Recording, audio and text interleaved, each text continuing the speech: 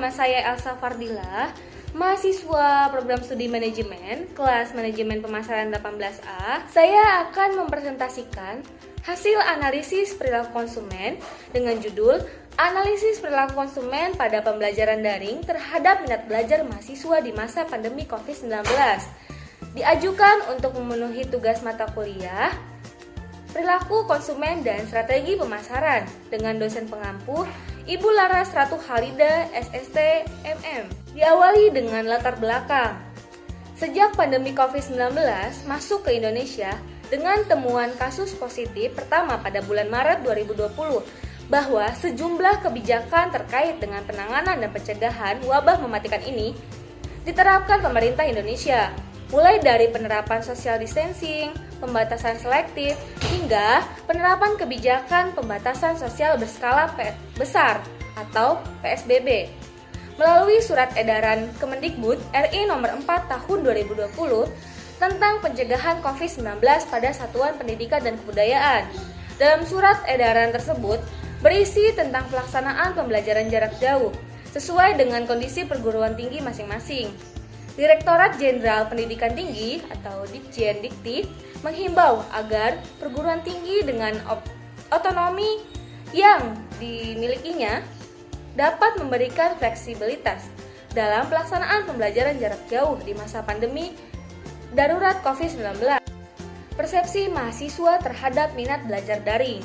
Persepsi mahasiswa suatu proses tentang penggambaran kehidupan dari memilih, mengorganisasi, dan mengartikan informasi yang masuk dalam kehidupan. Sebuah tanggapan terhadap keberadaan objek.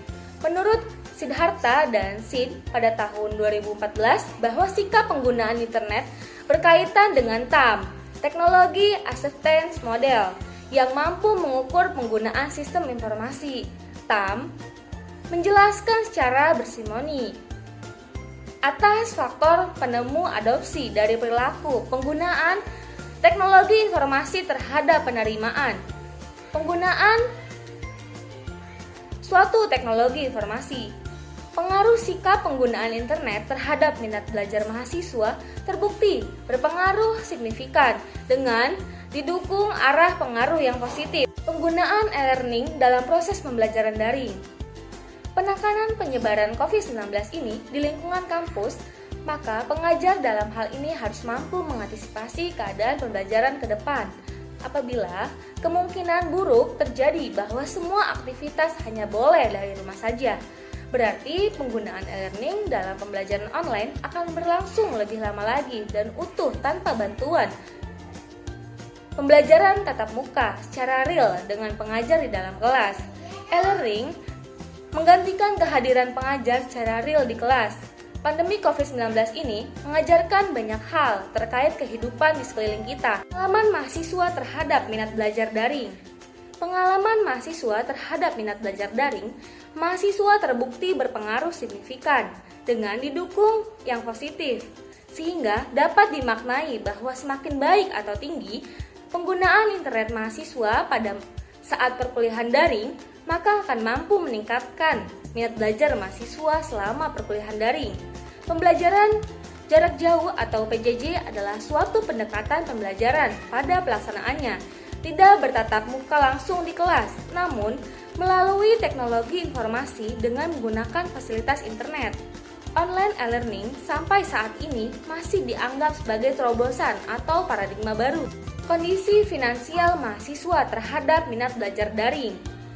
Perilaku keuangan dengan kemampuan akademis, mahasiswa yang cukup memiliki pengetahuan dan konsep-konsep keuangan yang secara tidak langsung mempengaruhi pengelolaan keuangan pribadi. Penunjang proses kegiatan belajar dari rumah ini, Kemendikbud sudah melakukan kerjasama dengan beberapa provider telekomunikasi, upaya peningkatan motivasi mahasiswa minat belajar daring. Yang pertama, memberikan pengalaman belajar yang bermakna bagi mahasiswa tanpa terbebani tuntutan menuntaskan seluruh capaian kurikulum untuk kenaikan kelas maupun kelulusan. Yang kedua, memfokuskan pada pendidikan kecakapan hidup antara lain mengenai pandemi COVID-19. Yang ketiga, Aktivitas dan tugas pembelajaran dapat bervariasi antara mahasiswa sesuai minat dan kondisi masing-masing, termasuk mempertimbangkan kesenjangan akses atau fasilitas belajar di rumah. Kesimpulan, pembelajaran daring sebagai proses perwujudan dari program pendidikan jarak jauh, walaupun belum dapat dikatakan ideal, tetapi telah memberikan dampak yang cukup relevan terhadap pentingnya penguasaan dan penggunaan teknologi informasi dalam dunia pendidikan. Meskipun disadari bahwa tantangan pembelajaran daring lebih bersifat teknis seperti terkait bahan pengajaran, kondisi lingkungan, dan interaksi dalam proses pembelajaran. Semoga bermanfaat dan tetap semangat!